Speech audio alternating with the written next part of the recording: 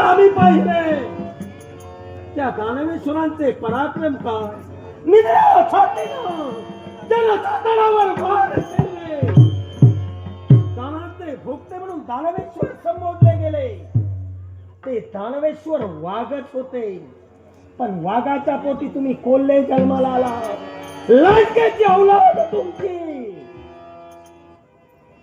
माणूस म्हणून वागत असताना माणुसकीला मूठ माती म्हणून दिली. पण लक्षात ठेव, जाता जाता एकच सांगतोय, मातीच्या उदकाने शिंपल्यामध्ये मोती होतात, शंकामध्ये नाही. वैशाख शुद्ध पौर्णिमेच्या रात्री चंद्राकडून शिकोऱ्याला अमृत प्राप्त होत असते, पण तुमच्या सारख्या कावळ्याला नाही.